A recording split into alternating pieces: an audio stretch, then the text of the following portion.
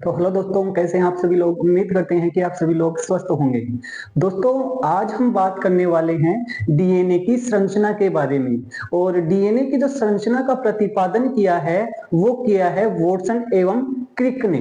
जो डीएनए की संरचना वॉटसन एंड क्रिक ने प्रतिपादित की है उस संरचना को हम बोलते हैं डीएनए की द्विकुंडलित संरचना। और डीएनए की ये द्विकुंडलित संरचना है, उसमें कुछ बातें बताई गई हैं जिनको हम बिंदुओं के रूप में आज यहाँ पर पढ़ने वाले हैं। सबसे मुख्य बिंदु ये है कि इन्होंने बताया है कि जो डीएनए है ये दो पॉलीन्यूक्लियोटाइड श्रृंखलाओं से मिलकर बना होता है। और यदि हम पॉलीन्यूक्लियोटाइड श्रृंखलाएं देखें क्या होती हैं, तो हमें पता है कि जब बहुत सारे न्यूक्लियोटाइड आपस में जुड़ते हैं तो उनसे श्रृंखला का निर्माण होता है।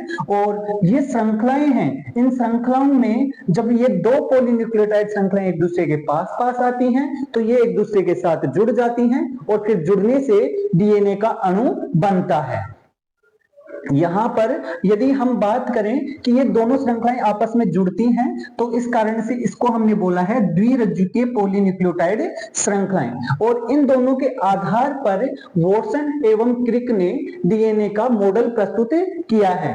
डीएनए की यदि हम मॉडल में देखें तो यहां पर दो पॉलीन्यूक्लियोटाइड श्रृंखलाएं होती हैं और वो डीएनए की संरचना का निर्माण करती हैं। यहां पर हम देखने वाले हैं कि ये दोनों पॉलीन्यूक्लियोटाइड श्रृंखलाएं हैं किस प्रकार से डीएनए की संरचना का निर्माण करती हैं और इस मॉडल के मुख्य मुख्य बिंदु क्या हैं। तो सबसे पहला बिंदु ये है कि ये जो डीएनए का अणु बना हुआ है वो दो पॉलीन्यूक्लियोटाइड श्रृंखलाओं से मिलकर बना है। दो पॉलीन्यूक्लियोटाइड श्रृंखलाएं हैं।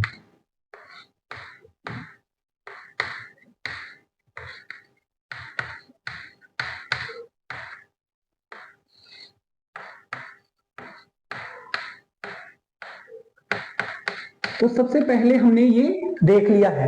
इसके बाद में यदि हम देखें कि ये दोनों पॉलीन्यूक्लियोटाइड श्रृंखलाएं किस प्रकार से हैं, तो ये दोनों पॉलीन्यूक्लियोटाइड श्रृंखलाएं होती हैं एक दूसरे की विपरीत ध्रुवीय होती हैं।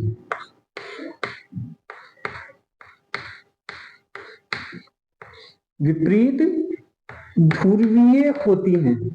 अब विपरीत ध्रुवीय होने से क्या तात्पर्य है? विपरीत ध्रुवीय होने का मतलब है कि यदि एक श्रृंखला का एक ये 5' सिरा है तो दूसरी श्रृंखला होगी उसका ये 3' सिरा होगा, अर्थात एक दूसरे की विपरीत ध्रुवीय अवस्था में है। यदि इन श्रृंखलाओं को हम यहां पर देखें तो ये श्रृंखला का 5' सिरा है, ये 3' सिरा है। यदि दूसरी श्रृंखला देखें तो इसका इस तरफ 3' सिरा है और इस तरफ 5' सिरा है। इस प्रकार से ये दोनों पॉलीन्यूक्लियोटाइड श्रृंखलाएं एक दूसरे की विपरीत ध्रुवीय होती हैं। इसके बाद में यदि हम बात करें कि ये दोनों पॉलीन्यूक्लियोटाइड श्रृंखलाएं होती हैं, इनका जो आधार होता है वो पेंटोज शर्करा और फॉस्फेट समूह से बना है, जबकि अंदर की तरफ नाइट्रोजनी क्षारक पाए जाते हैं। और ये दोनों पॉलीन्यूक्लियोटाइड श्रृंखलाएं होती हैं, इन्हीं नाइट्रोजनी क्षारकों के कारण से आपस में जुड़ी हुई रहती हैं। दोस्तों, ये जो पॉलीन्यूक्लियोटाइड श्रृंखलाएं होती हैं, इनके जो ये नाइट्रोजनी क्षारक होते हैं, इनके मध्य में हाइड्रोजन बंध बने जाते हैं। तो हाइड्रोजन बंध के कारण ये एक दूसरे से जुड़ जाती हैं और हाइड्रोजन बंध बनने के कारण से ये श्रृंखलाएं होती हैं एक दूसरे की पूरक होती हैं। एक दूसरे की पूरक श्रृंखलाएं होती हैं। पूरक श्रृंखलाएं होने से तात्पर्य है कि यदि हमें एक श्रृंखला के नाइट्रोजन क्षारकों का अनुक्रम ज्ञात हो तो हम दूसरी श्रृंखला के नाइट्रोजन क्षारकों का अनुक्रम आसानी से ज्ञात कर सकते हैं। अब हम कैसे पता चलेगा कि कौन सा नाइट्रोजन क्षारक है किसके साथ हाइड्रोजन बंध बनाएगा? तो यदि हम बात करें तो जब हाइड्रोजन बंध बनते हैं तो प्यूरीन वाले नाइट्रोजन क्षारक हमेशा पिरिमिडीन वाले नाइट्रोजन क्षारकों के साथ हाइड्रोजन बंध बनाते हैं। तो प्यूरीन हमेशा पिरिमिडीन के साथ हाइड्रोजन बंध बनाएगा। यदि हम प्यूरीन में भी देखें तो जो एडिनिन होता है वो हमेशा थाइमिन के साथ बंध बनाएगा और एडिनिन और थाइमिन के मध्य में 2 हाइड्रोजन बंध पाए जाते हैं। जबकि ग्वानिन है वो हमेशा साइटोसिन के साथ बंध बनाएगा और इन दोनों के मध्य में 3 हाइड्रोजन बंध पाए जाएंगे। यदि हम यहां पर देखें तो जो एडिनिन है हमेशा उसके बराबर थाइमिन होगा अर्थात प्यूरिन के बराबर पिरिमिडिन, और यदि हम यहां पर देखें ग्वानिन तो इसके बराबर हमेशा साइटोसिन होगा तो अर्थात प्यूरिन के बराबर पिरिमिडिन। तो यदि हम कुल प्यूरिन की बात करें और कुल पिरिमिडिन की बात करें, कुल प्यूरिन का तात्पर्य हो गया एडिनिन प्लस ग्वानिन और कुल पिरिमिडिन का मतलब हो गया है थाइमिन प्लस साइटोसिन। इनका मान होगा वो हमेशा बराबर होगा, या यूं बोल दिया जाए कि जो प्यूरिन होगा और जो पिरिमिडिन होगा उनका जो अनुपात होगा वो हमेशा स्थिर रहेगा। तो ये बात बताई थी चारगाफ ने, इस कारण से इसको हम चारगाफ का नियम भी कहते हैं।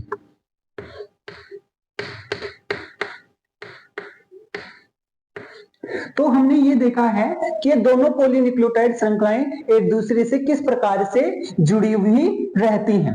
अब दोस्तों ये जो दोनों पॉलीन्यूक्लियोटाइड श्रृंखलाएं एक दूसरे से जुड़ जाती हैं तो जुड़ने के पश्चात ये सीधे नहीं पाई जाती हैं, बल्कि ये दोनों श्रृंखलाएं अपने ही अक्ष पर कुंडलित हो जाती हैं। तो ये दोनों पॉलीन्यूक्लियोटाइड श्रृंखलाएं हैं ये कुंडलित अवस्था में पाई जाती हैं, और जो इनके कुंडलन बनते हैं जब ये घूमती हैं तो अपने ही अक्ष में ये दक्षिणावर्त घूमती हैं, अर्थात इसके जो कुंडलन होते हैं वो दक्षिणावर्त होते हैं। दक्षिणावर्त कुंडलन होने से क्या तात्पर्य है? यदि हम बात करें दक्षिणावर्त की तो दक्षिणावर्त का मतलब होता है क्लॉकवाइज, घड़ी की सुई जिस दिशा में घूमती है ये कुंडलन भी उसी दिशा में घूम रहे हैं। तो कुंडलित संरचना के कारण से इस संरचना में कुंडलन बनते हैं, और जो डीएनए है उसके कुंडलन की जो लंबाई होती है, डीएनए के एक कुंडलन की जो लंबाई होती है वो होती है 34 एंगस्ट्रॉम। कुंडलन की जो लंबाई है वो है 34 एंगस्ट्रॉम, या तो इसको 34 एंगस्ट्रॉम बोल दो और या इसको हम बोल सकते हैं 3.4 नैनोमीटर, क्योंकि नैनोमीटर वो होती है बड़ी यूनिट होती है और ये छोटी यूनिट होती है, इस कारण इसका मान यहाँ पर ज्यादा कम हो गया है और यहाँ पर इसका मान ज्यादा है। तो डीएनए के एक कुंडलन है उसकी लंबाई होती है वो 34 एंगस्ट्रॉम होती है। और इसके अलावा हम देखें तो यहाँ पर दोनों श्रृंखलाओं के बीच में जो नाइट्रोजनी क्षारक हैं वो एक दूसरे के साथ हाइड्रोजन बंध बनाते हैं, और जब ये एक दूसरे के साथ जुड़ जाते हैं तो इन्हें हम बोलते हैं नाइट्रोजनी क्षार युग्म। तो इस प्रकार से दोनों श्रृंखलाओं के बीच में नाइट्रोजनी क्षार युग्म या नाइट्रोजन बेस पेयर पाए जाते हैं। यदि हम बात करें कि एक कुंडलन होता है उसमें कितने नाइट्रोजन बेस पेयर पाए जाते हैं, तो हमें पता है कि जो एक कुंडलन होता है उसमें कुल 10 नाइट्रोजनी क्षार युग्म पाए जाते हैं। तो एक कुंडलन में 10 नाइट्रोजनी क्षार युग्म पाए जाते हैं।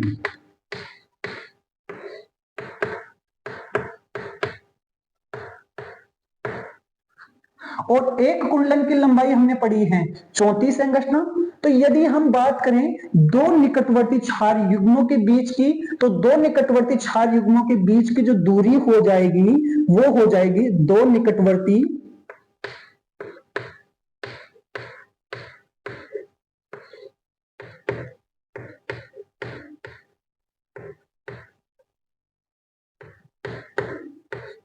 युग्मों के मध्य की दूरी,